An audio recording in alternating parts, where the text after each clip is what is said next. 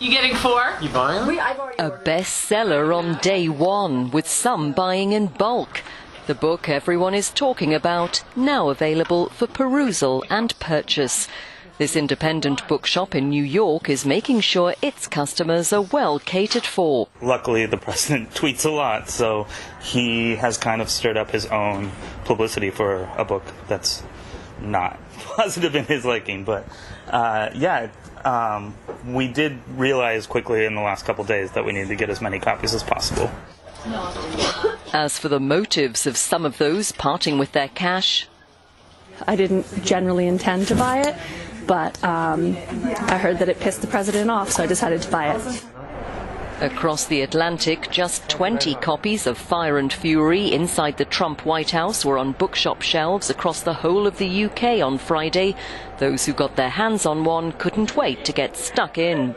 I've been following it every day on the news, and it's been quite amazing to say the least. So, I want to find out more grisly details. It's just a matter of time before booksellers worldwide are stocking the scandalous volume depicting a chaotic White House and a US president ill-prepared for the job. He says it's a tissue of lies. Millions of Spaniards are celebrating Epiphany. On Friday night, crowds gathered on the streets of Madrid amid heavy rain and tight security to watch the traditional Three Kings parade. The holiday celebrates the biblical tale in which the three kings, or three wise men, visit baby Jesus after his birth. Today, children are the ones to receive gifts. I love the Three Kings because they bring lots of presents and they make people have a good time. I've come here to see them and to see their marvelous floats, and also for the sweets. I came here to see the Three Kings, the floats, and the dancer, because I think there will be a dancer, and also to get sweets. Politics overshadowed the celebrations in Catalonia. Crowds attending the Three Kings parade in the town of Manresa wore yellow to show support for jailed pro-independence leaders.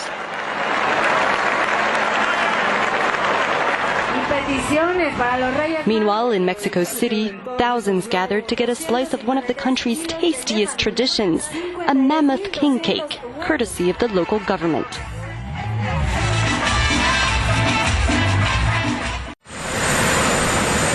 Donald Trump has taken to Twitter again in the latest riposte against claims made in a new book about his administration.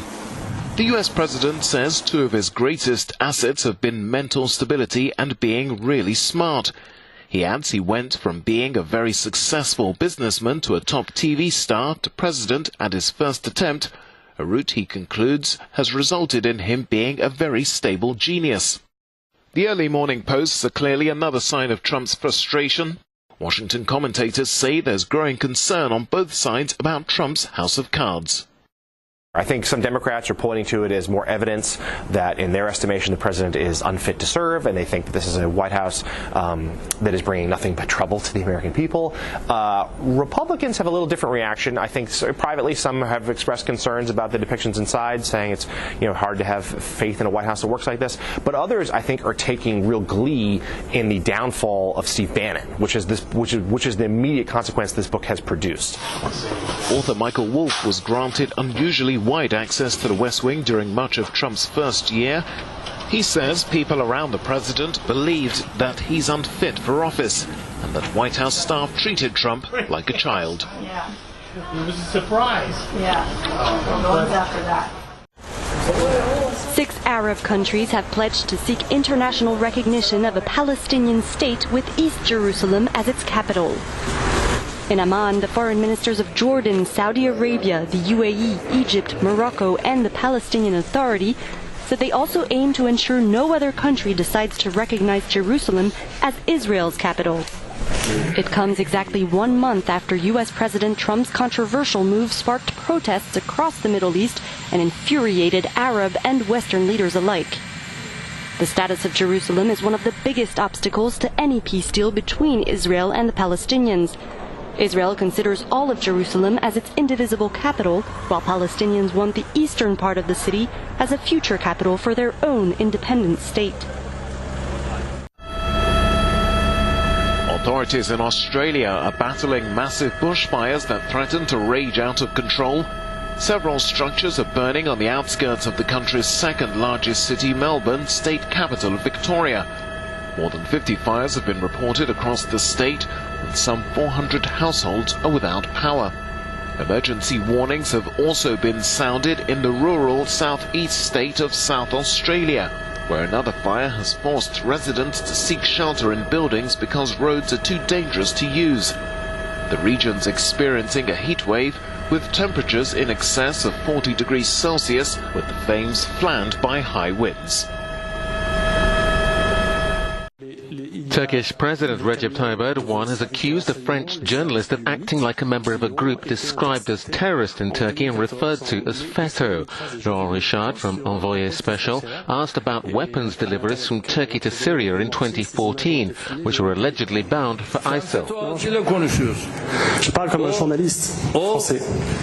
Erdogan said, "You're talking like a member of FETÖ, not like a journalist, exactly like a FETÖ member, because the ones who did that operation were FETÖ members and they're now in prison."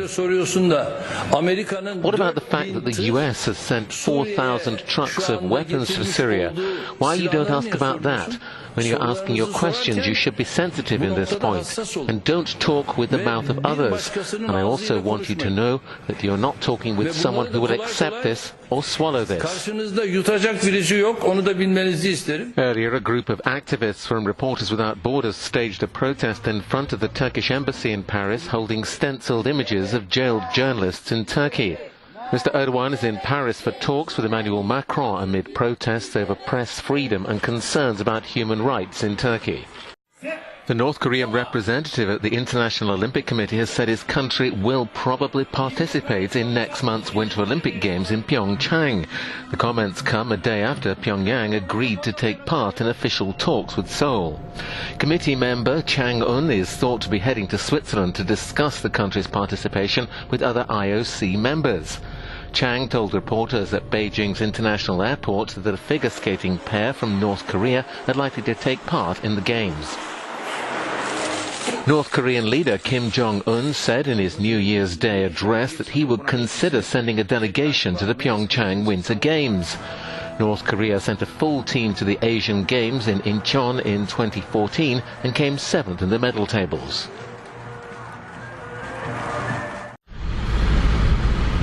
Much of Europe is on high alert this weekend as severe weather wreaks havoc. In Sardinia, in northern Italy, more than 2 meters of snow fell in a few hours overnight.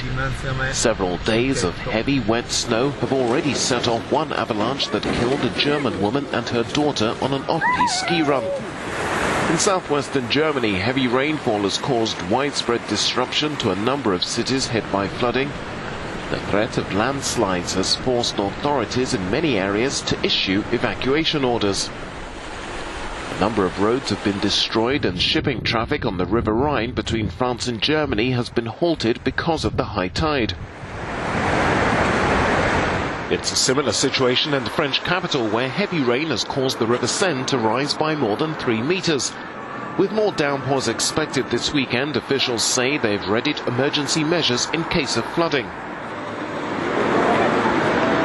Poland, however, is experiencing unusually warm weather that's led flowers to bloom in parks and gardens across the country. The US has faced criticism at the UN Security Council for convening the body to discuss recent protests in Iran. Some members argued that it was an internal issue for Tehran, which claims the demonstrations were directed from abroad, but the US ambassador was defiant. We will not be quiet. No dishonest attempt to call the protesters puppets of foreign powers will change that. The Iranian people know the truth, and we know the truth. Nothing will stop Americans from standing in solidarity with them.